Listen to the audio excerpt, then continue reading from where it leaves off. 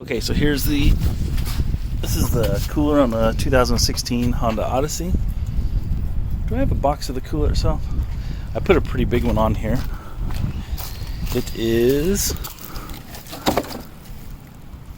is the one I have on there, 13504. Where's our hose? This is also the extra hose that we bought for it. There we go. Didn't need all 4 feet, but... And then think we've figured out the cold side.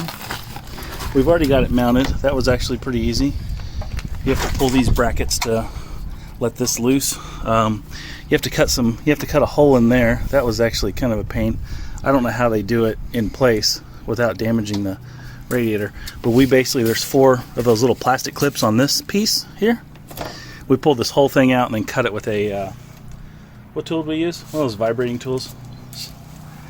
I think it's called a multi-vibrating tool. Anyway, so here's our lines running in there. Try to minimize the bend in the lines. And then the most important part that took us a while to figure out was which side is the cold, and I've marked it there. So that is the cold. So what we're going to do is basically hook up. Is it still in the video? Okay. What we're going to do is hook up one side of the transmission cooler to here and one side to here. So the idea is that you put this auxiliary transmission cooler in the cold side, and basically it doesn't matter which way you hook it up, because this side is coming out of the radiator, and then this side is obviously the transmission. You can't really see it, but anyway, that's the cold line. So you just hook up one of these hoses to there, and the other hose we're going to hook up to the transmission, and it'll flow either way through that external transmission cooler.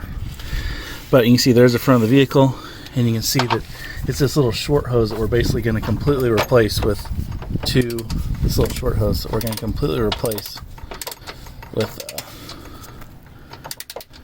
this transmission cooler. Okay. Let me pull this down and show this hose connection we got going. Yeah. Oh, you want to put it down? Yeah. Okay, so here's the finished hose product that we have.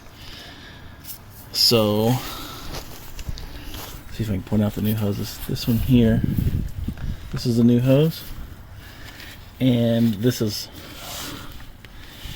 a new hose as well.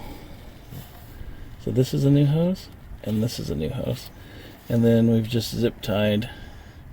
Like I said before, it doesn't really matter as long as it's going into this cold side. So this is the input for the transmission. But yeah, these 2 hoses are the ones coming from that new cooler. And then we've just kind of zip tied this one for security. We use the original hose clamps. That's it. Now we just got to figure out how to get this skid guard back on. And it will need some fluid, most likely. We actually spilled more than I thought we would.